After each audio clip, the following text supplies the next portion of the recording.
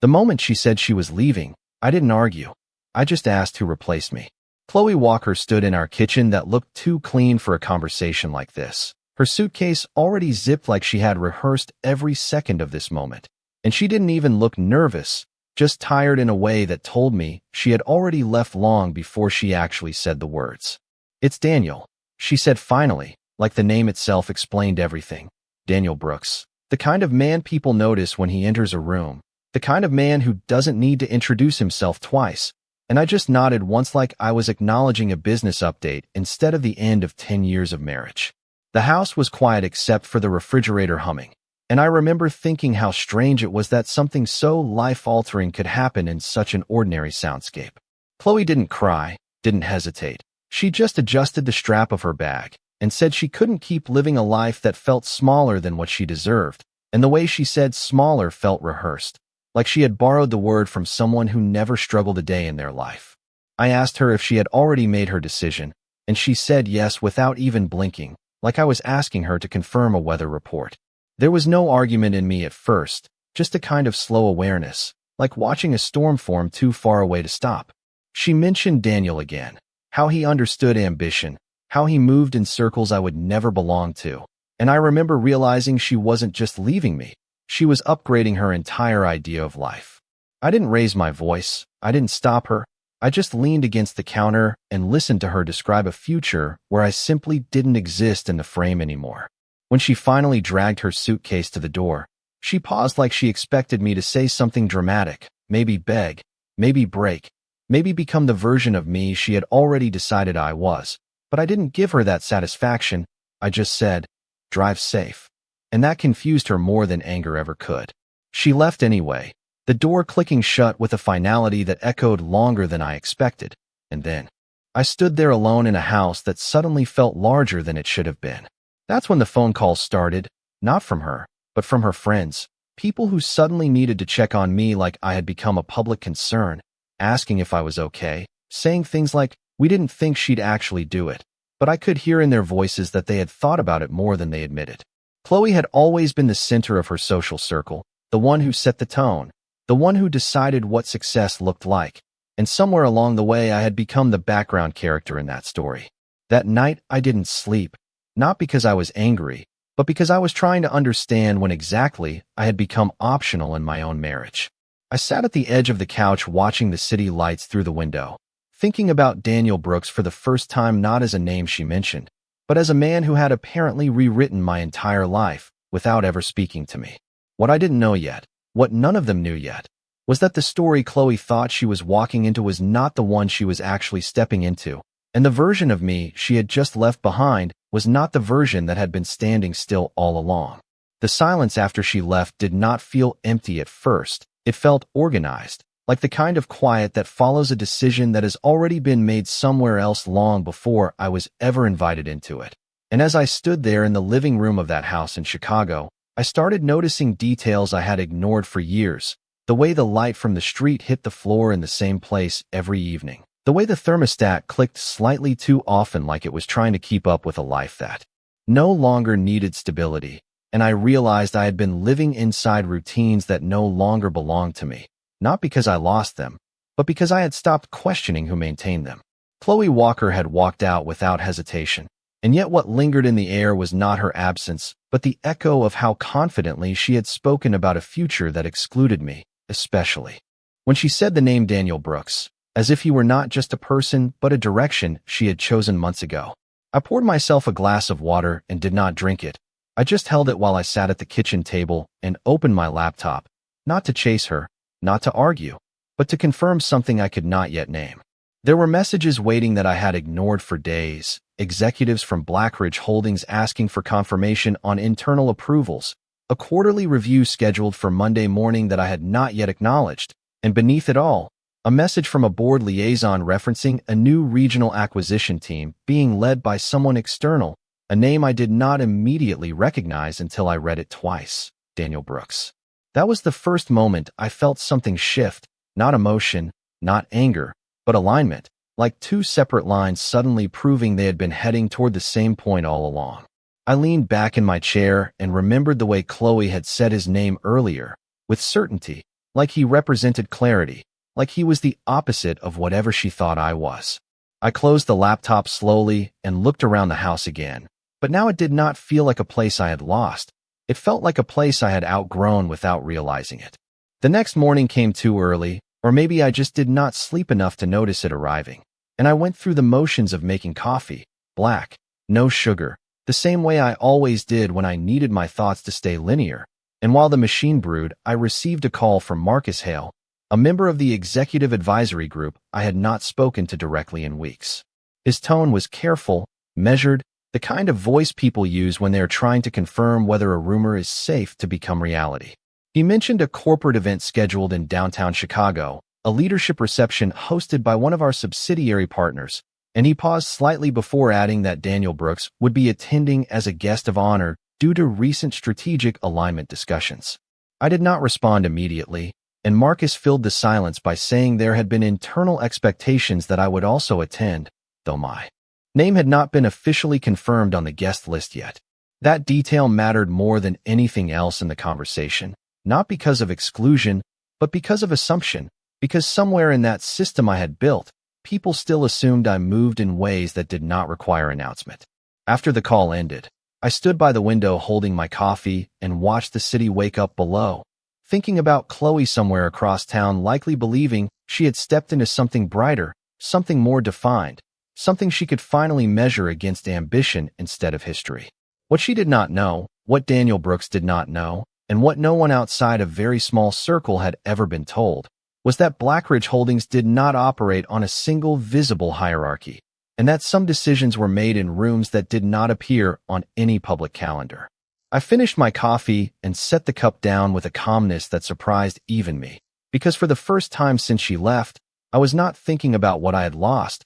I was thinking about what would happen when the version of me she remembered finally met the version of me she had never been allowed to see.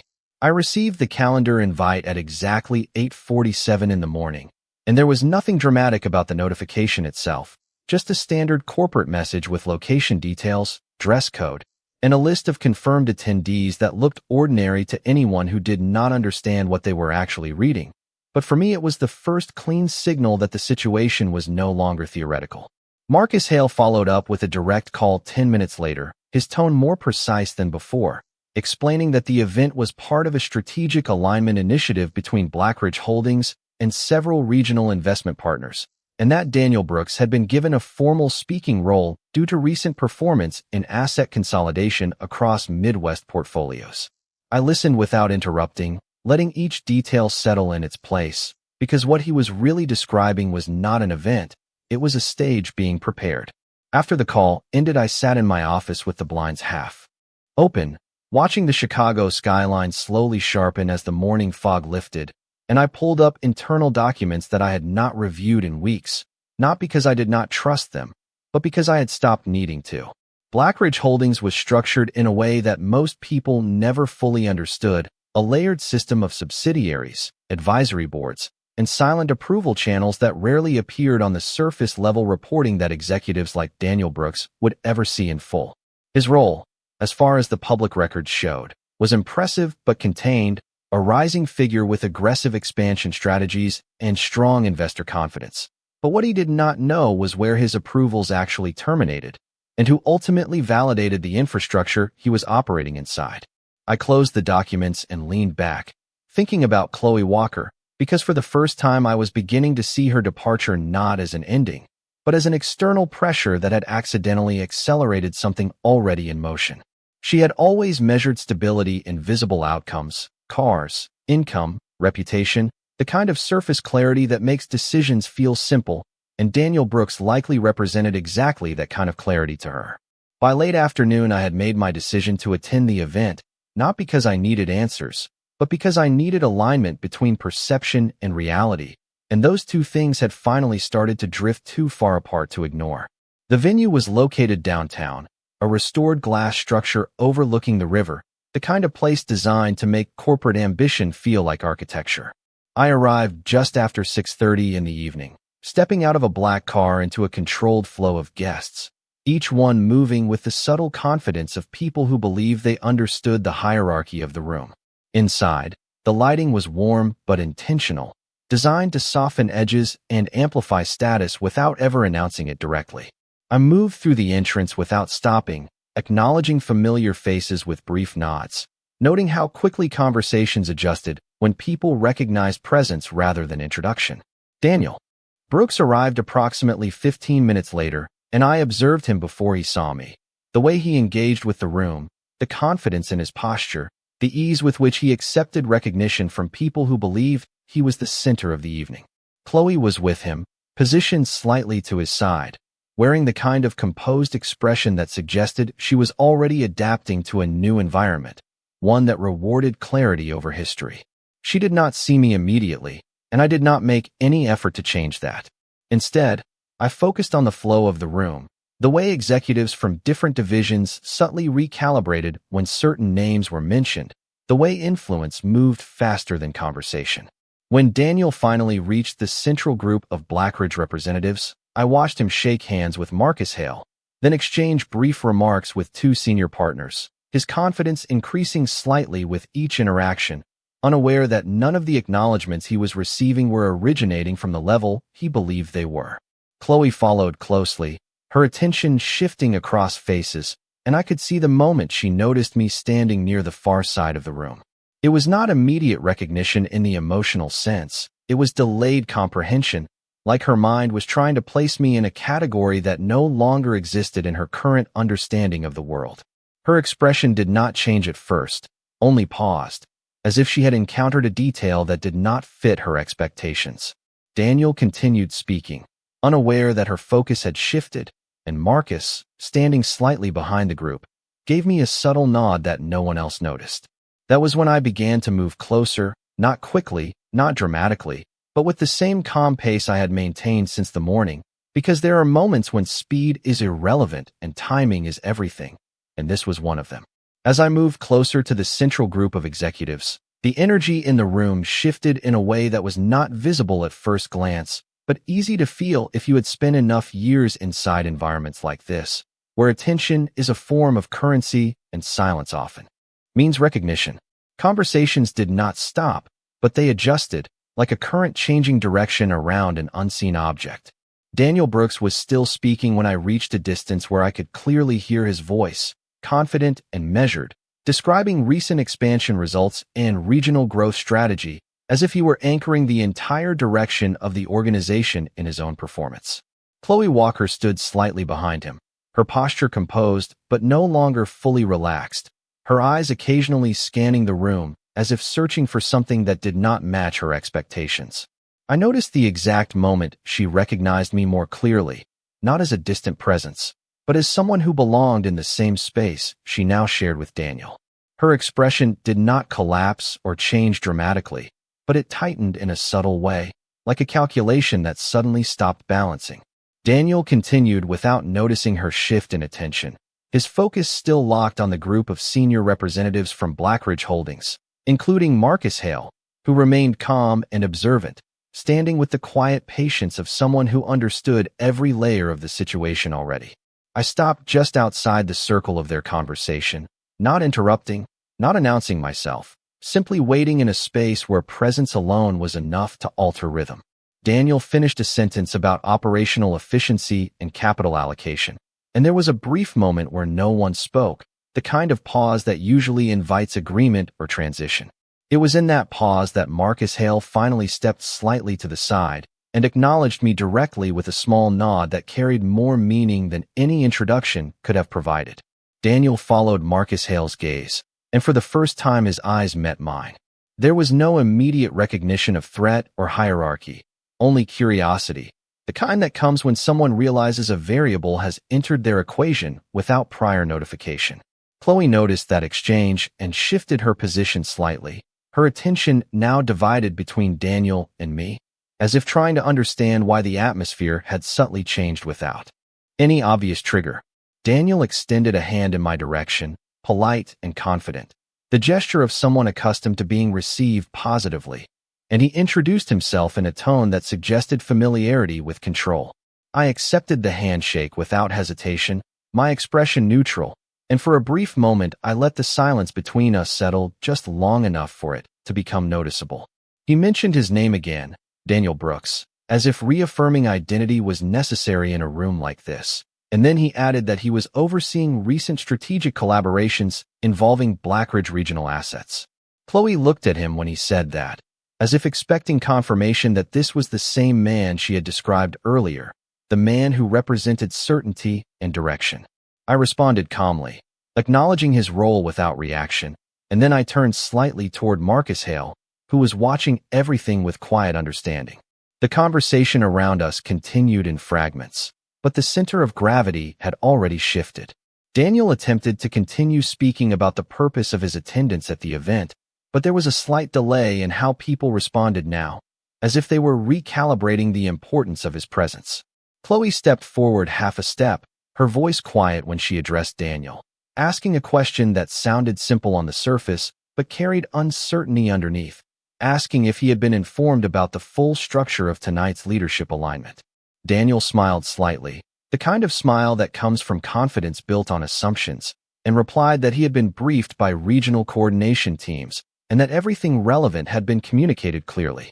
Marcus Hale did not correct him, did not interrupt, simply observed with the patience of someone waiting for a moment that had already been scheduled long before any of them arrived. I finally spoke, not raising my voice, not shifting tone, simply acknowledging the structure of the evening and the purpose of alignment discussions within Blackridge Holdings, and as I spoke I noticed Daniel's attention narrow slightly, as if trying to place my role within a hierarchy that was not immediately visible to him. Chloe's expression changed again, this time more clearly, not confusion exactly, but recognition that something about her understanding of the situation was incomplete. The room around us continued to function as if nothing unusual was happening, glasses being set down, conversations continuing in controlled tones, but within our small circle the structure had already begun to tilt. Daniel glanced briefly at Marcus Hale, then back at me, and for the first time I saw a subtle hesitation in his confidence, not fear, but uncertainty that had not existed moments earlier. Chloe's gaze lingered on me longer now, as if trying to reconcile the version of me she had left behind with the version she was now observing. And in that moment I understood that the next shift would not come from explanation, but from recognition, and recognition was already beginning to take shape without a single word being spoken about what it meant. I could feel the exact moment the conversation stopped being about introductions and started becoming about awareness, not because anyone said it out loud, but because the space between words had changed, like a room where the air conditioning suddenly stops and everyone notices at the same time, but no one knows who should speak first. Daniel Brooks adjusted his stance slightly, still maintaining his confidence, but now there was a subtle layer of calculation in his eyes, the kind that appears when someone realizes they are no longer the most informed person in the room. Chloe Walker stood closer to him now, but not in comfort, more in instinct, as if proximity could help her interpret what she was seeing. I remained still, allowing the silence to stretch just enough to become uncomfortable without breaking it, because in environments like this, silence often speaks more clearly than clarification ever could. Marcus Hale finally stepped forward, not dramatically, but with the calm precision of someone who had been waiting for this exact moment in a sequence of planned outcomes. He addressed Daniel first, not me, and that choice alone shifted the weight of the room.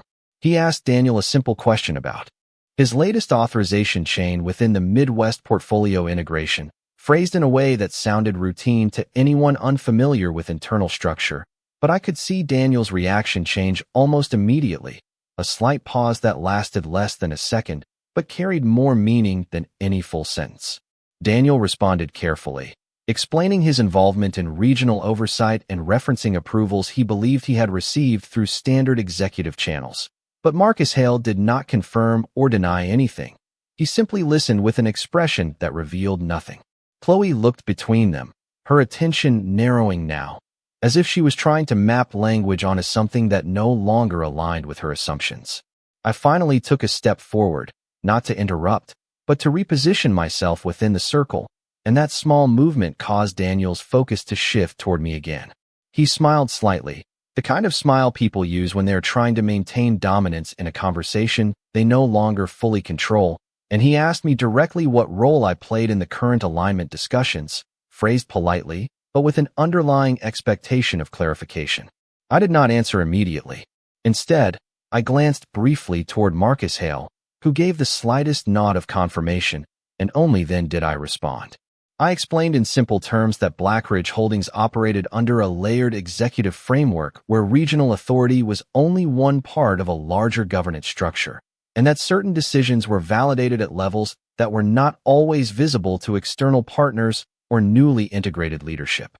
I kept my tone neutral, factual, without emphasis, because emphasis was unnecessary when structure itself carried the weight of authority. Daniel's expression shifted subtly as I spoke, not into shock, but into reassessment, as if he was mentally reconstructing every assumption he had made since arriving at the event. Chloe, however, was no longer looking at Daniel in the same way, her focus increasingly drifting toward me, her eyes narrowing slightly as she tried to reconcile fragments of memory with the present moment unfolding in front of her. Marcus Hale then made a small gesture toward a nearby executive liaison, and within seconds a tablet was brought over, displaying a simplified organizational map of the current alignment structure.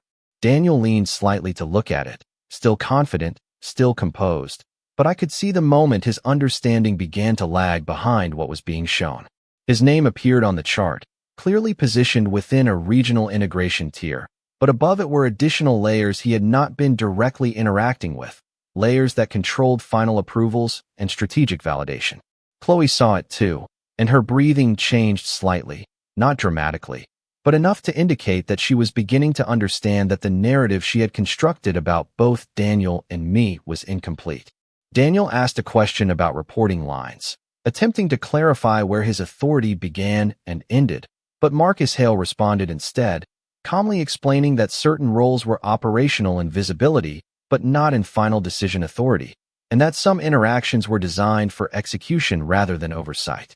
The phrasing was careful, professional, but the meaning was clear enough that even Daniel stopped speaking for a moment. I watched him process it in real time, the shift from certainty to recalibration, and I could tell he was now trying to locate where he fit inside a structure that was larger than the version he had been presented with. Chloe finally spoke, her voice quieter than before, asking me a question directly, not about Daniel, but about me, asking how long I had been involved in Blackridge leadership architecture in a way that suggested she was trying to rebuild a timeline she thought she already understood. I did not give a dramatic answer, only a simple one, explaining that involvement was not always defined by visibility, and that presence in leadership structures often meant different things depending on which layer of the system one was observing from. That answer did not resolve anything for her, but it changed the way she looked at me completely, as if she was no longer trying to evaluate my current position, but trying to reevaluate every past assumption she had ever made. Daniel stepped back slightly, his earlier confidence now replaced with a quieter form of focus, and for the first time, he looked less like someone leading a conversation and more like someone trying to understand its boundaries. The room around us continued its normal rhythm, unaware of the shift that had just taken place within our small circle, but for the four of us standing there, nothing about the structure of the evening remained the same as it had been only minutes before, and I knew that what came next would not require explanation, only acknowledgement. I could tell the exact moment the room stopped behaving like a social space and started behaving like a system under evaluation, because conversations that were once casual now carried pauses that felt measured, and every glance exchanged between executives had begun to include something like recalibration. Daniel Brooks was no longer speaking with the same fluid confidence he had arrived with, his words now slightly more structured, as if he was carefully rebuilding his authority sentence by sentence instead of assuming it was already understood. Chloe Walker stood beside him, but no longer mirrored his presence, her attention increasingly divided, sometimes fixed on him, sometimes drifting back toward me, as if her mind was struggling to reconcile two versions of reality that refused to align. Marcus Hale remained composed, his expression unchanged, but I could see in the way he held his posture that he was no longer observing uncertainty, he was observing confirmation. A second liaison approached quietly and handed Marcus a thin folder, which he opened without urgency, scanning a single page before closing it again and stepping slightly closer to the group. Daniel noticed the movement and attempted to reassert clarity by continuing his explanation of his current project scope within the Midwest Integration Initiative. But there was a noticeable shift in how people were listening, not in attention, but in interpretation, as if the meaning of his words had subtly changed without him realizing it. I finally spoke again, not to interrupt him, but to complete the structure of what was already unfolding. I stated calmly that within Blackridge Holdings, certain regional initiatives were designed to operate under delegated execution authority, but final validation always remained with executive oversight that extended beyond visible partnership tiers. The words were simple, but the effect was immediate, because Daniel paused mid-sentence for the first time since I had met him that evening. He looked at Marcus Hale, then at the liaison, then briefly at the digital display still visible on the nearby tablet, and I could see the first trace of recalculation forming in his expression. Chloe shifted slightly closer to Daniel, not in support, but in instinct, as if proximity could stabilize something she had not yet fully understood. Marcus Hale then spoke, his tone even and controlled, clarifying that Daniel's role, while significant in execution scope, operated within a defined boundary of approval authority that did not extend to final structural governance decisions. There was no confrontation in his voice, no emphasis designed to humiliate, only clarity, and that clarity did more to shift the atmosphere than any dramatic statement could have. Daniel responded carefully, saying he had been led to understand his position included broader strategic influence, and for the first time there was hesitation in how he phrased his own authority, as if he was now hearing his own assumptions out loud and recognizing their limits. Chloe's gaze moved from Daniel to me again, and this time it did not carry confusion alone, but a growing recognition that her earlier certainty about both of us had been built on incomplete information. The liaison then turned the tablet slightly toward Daniel and Chloe, showing a simplified but structured hierarchy of Blackridge Holdings' operational framework, and I watched as Daniel's eyes tracked the layers above his name that he had not previously acknowledged in full context. He leaned slightly forward, asking for clarification on reporting relationships, and Marcus Hale answered without hesitation, explaining that certain leadership tiers were intentionally non-visible in daily operational communication because their function was validation rather than interaction. That explanation landed differently for Daniel than anything before it, because it removed the assumption that visibility equaled authority and replaced it with a structure where authority existed independently of recognition. Chloe finally spoke directly to me again, her voice lower than before, asking how long I had been part of that upper validation structure, and I could hear in her question that she was no longer trying to understand the present moment alone. She was trying to reconstruct the past she thought she had already understood. I told her simply that involvement in systems like this is rarely defined by constant visibility, and that the most important roles are often the ones that do not require announcement in order to function.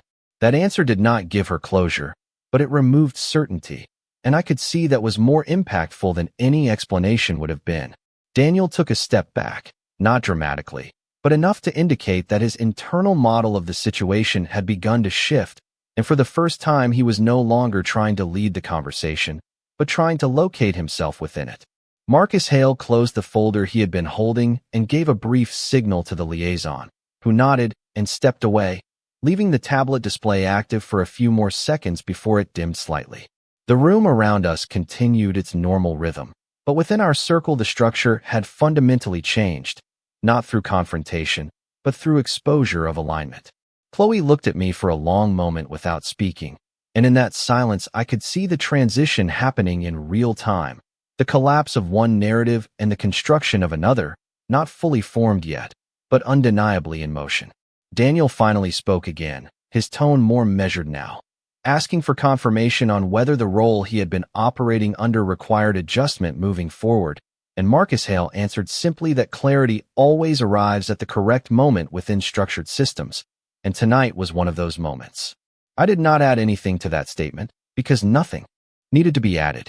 What mattered now was not explanation, but recognition, and recognition had already begun to take hold in ways that none of them could reverse. I noticed the shift in Daniel Brooks before he even realized it himself, because it did not happen in his words, it happened in his pauses, in the way he stopped attempting to dominate the structure of the conversation and instead began carefully measuring each sentence before releasing it. The room around us had not changed physically. The same lighting, the same arrangement of executives, the same soft background movement of service staff and quiet conversations, but the meaning inside that environment had been completely reorganized. Chloe Walker stood now with less certainty in her posture, her attention no longer anchored to Daniel as firmly as before, drifting instead between him and me in a way that suggested she was no longer sure which version of reality she was supposed to trust. Marcus Hale remained where he was, calm and still, as if nothing unusual had occurred, and that calmness itself was beginning to feel like the most authoritative presence in the room. Daniel finally spoke again, his tone more careful than earlier, asking what specific adjustment was expected of him within the current structure, and for the first time there was no assumption in his voice, only inquiry. Marcus Hale did not answer immediately. Instead, he allowed the silence to extend just long enough for everyone present to feel the weight of the question itself. Then he responded in a controlled and deliberate manner, explaining that adjustment was not a reactionary concept within Blackridge Holdings, but a standard part of alignment protocols whenever operational understanding did not fully match structural reality. Daniel listened without interruption, but I could see his focus narrowing, his earlier confidence now replaced by a more analytical form of attention, as if he was trying to rebuild his entire mental model of the situation in real time. Chloe shifted slightly closer to Daniel again, but this time it was not support that drove the movement. It was uncertainty, a need for stability in something that no longer felt stable.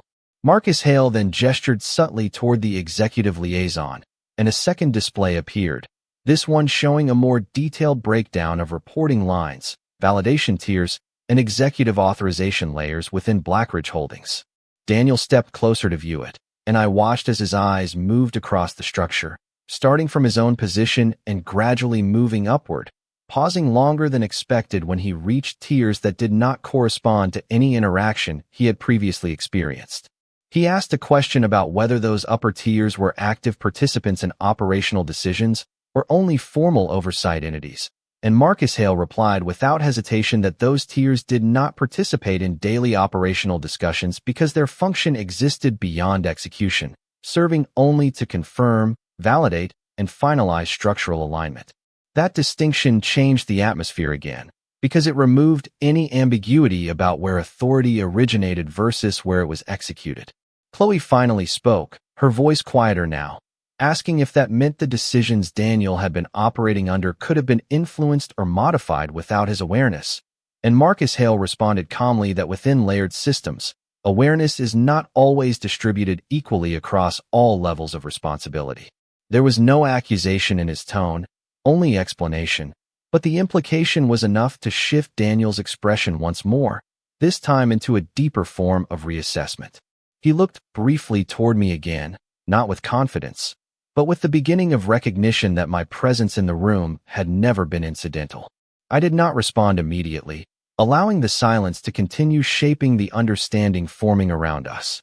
Chloe turned fully toward me now, her expression no longer trying to interpret Daniel's position, but trying to reconcile mine with everything she thought she had known before this moment. She asked directly, with a controlled but uncertain voice, whether my role within Blackridge Holdings had always existed at the level Marcus was describing, or whether it was something that had changed over time.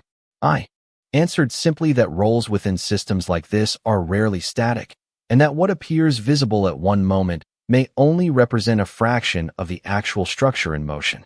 That answer did not satisfy her, but it did something more important. It removed the certainty she had been relying on. Daniel stepped back slightly again, not physically retreating, but recalibrating, his earlier confidence now replaced by a measured silence as he processed the difference between perceived authority and actual structure. Marcus Hale then closed the display interface with a simple gesture, and the screen dimmed, returning the focus fully to the people in the room rather than the data that had just been revealed. For a brief moment, no one spoke, and that silence felt different from before, not uncomfortable, but final in a way that suggested a transition had already occurred and there was no returning to the previous state. Chloe looked at Daniel, then back at me, and I could see in her expression that she was no longer trying to decide between two versions of people she knew, but beginning to understand that both versions had been incomplete from the start. Daniel finally spoke again, his voice lower, asking whether continuing under his current operational assumptions would still be viable moving forward, and Marcus Hale answered with steady clarity that viability in structured systems depends entirely on alignment with verified hierarchy, not on prior understanding. I remained still, observing without adding anything, because at this stage, additional explanation would not change what had already been understood. What mattered now was not what was said, but what had already been realized, and that realization had already begun to settle in each of them in a way that could not be reversed. I could feel the final stage of recalibration beginning inside the room, not because anyone announced it, but because the way people were standing had subtly changed, as if invisible lines of authority had been redrawn and everyone was now adjusting their position accordingly. Daniel Brooks no longer spoke unless necessary, and when he did, his tone carried caution instead of certainty, as if each word had to pass through an internal verification process before being released. Chloe Walker remained close to him, but her presence no longer reinforced his confidence. Instead, it seemed to reflect her own uncertainty back at her, creating a quiet tension that neither of them fully addressed. Marcus Hale stood at the center of this shift without moving, his expression unchanged, his calmness now functioning less like observation and more like confirmation of structure. I remained slightly apart from the central group, not withdrawing, but no longer needing to occupy the center of attention, because the center had already been defined. Daniel finally broke the silence again, asking in a careful tone whether the operational adjustments discussed earlier would affect his current projects or reporting expectations, and there was no attempt now to sound authoritative, only precise. Marcus Hale responded after a brief pause, explaining that operational continuity would remain intact where alignment existed, but authority validation would be reassessed where structural misunderstanding had been identified. The phrasing was deliberate, neutral, and absolute in its simplicity, and I could see Daniel processing each word as if it were being mapped against an internal system that was no longer fully reliable. Chloe looked at Daniel when he did not immediately respond, and for the first time her expression carried something closer to concern than confusion, as if she was beginning to realize that the version of stability she had been relying on was not as fixed as she had believed. Daniel finally nodded, not in agreement, but in acknowledgement of the shift, and that small gesture marked a change in the entire dynamic of the group. Marcus Hale then turned slightly toward me, and for the first time that evening, addressed me directly in front of everyone without ambiguity.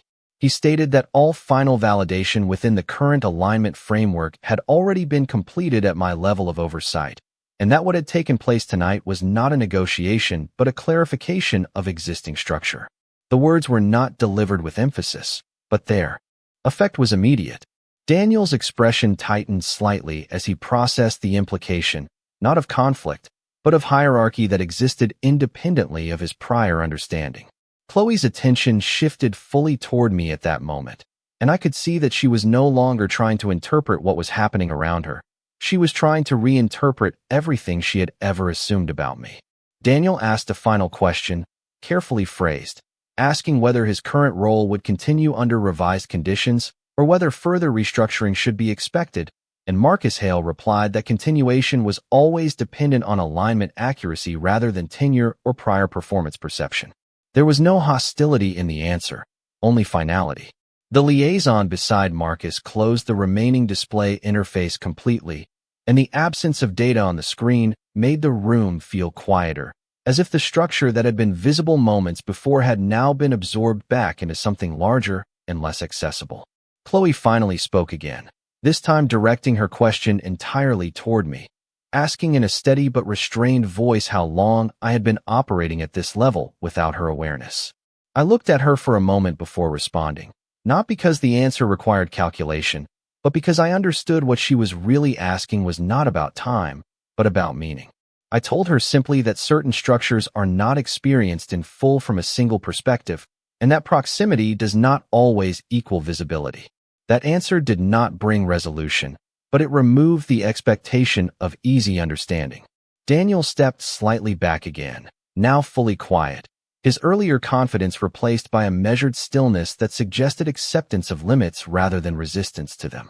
Marcus Hale gave a final brief acknowledgement, signaling that the matter had reached completion from a structural standpoint, and the surrounding executives began to return to their conversations, as if an unspoken transition had officially concluded. Chloe remained facing me for a few seconds longer than anyone else, her expression no longer searching for explanation, but absorbing consequence.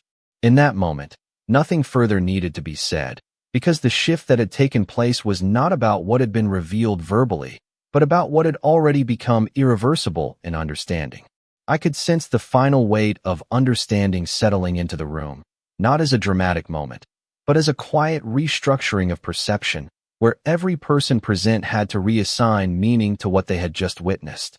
The conversations around us had resumed in fragments, but none of them carried the same confidence they had before, because something fundamental about hierarchy had been clarified without argument or performance. Daniel Brooks stood slightly apart now from where he had been earlier, no longer attempting to assert presence. His posture still controlled, but stripped of its earlier certainty, as if he was now carefully managing the distance between himself and conclusions he did not fully want to accept. Chloe Walker remained near him, but the connection between them felt different, no longer reinforced by belief in shared direction, but instead held together by hesitation and reevaluation. Marcus Hale had already returned to a neutral position within the broader room, speaking briefly with another executive as if the matter had already been archived into completion, but I knew nothing about what had just occurred was going to remain static for any of them. Daniel finally spoke again, his voice quieter than before, asking whether his current engagements within Blackridge Holdings would continue uninterrupted while structural clarification was finalized, and the question itself carried a different tone now, no longer assumption, but dependency on external confirmation. Marcus Hale responded with measured clarity, stating that continuity always exists within operational systems when execution remains aligned with verified authority, but that interpretation of role without full structural awareness would naturally lead to recalibration when necessary. There was no tension in his voice, only finality framed as procedure, and that made it more absolute than any confrontation could have been. Daniel nodded slowly, not in agreement, but in acknowledgement that resistance no longer had a meaningful direction. Chloe finally stepped slightly away from him, not fully separating, but creating a visible space between them that had not existed earlier in the evening, and I could see in her expression that she was no longer processing only the present moment, but every assumption she had carried into the past. She looked at me again, longer this time, as if trying to find continuity between the version of me she had left behind and the version standing in front of her now. But what she was realizing was not transformation, it was revelation of something that had always existed outside her awareness. The room itself had returned to its surface-level activity, conversations restarting in polite intervals, glasses lifted, acknowledgments exchanged, but the underlying structure had already shifted into its final configuration. Marcus Hale approached me once more, briefly confirming that no further clarification would be required for the evening, and I acknowledged him without additional comment, because there was nothing left to validate externally that had not already been internally resolved.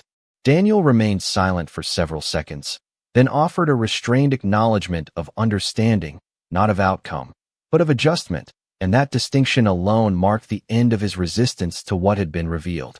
Chloe finally spoke my name quietly, not as a challenge or question, but as recognition that she no longer had a framework to place it within, and when I looked at her, I saw that her certainty had fully dissolved into reconsideration. She asked if everything she had believed about our life together had been incomplete from the beginning, and I answered without emotion that understanding is always limited by perspective, and that distance often hides more structure than it reveals. That answer did not comfort her, but it stabilized the moment into clarity rather than confusion. Daniel took a final step back from the central group, now fully disengaged from any attempt to interpret dominance or control, instead focusing only on recalibration of his professional reality moving forward. Marcus Hale gave a final brief nod, signaling closure, and the executive liaison dimmed the remaining display systems completely, returning the environment entirely to its natural state. The room continued its event rhythm, But for those of us who had been part of the exchange, nothing about the evening remained casual or unchanged.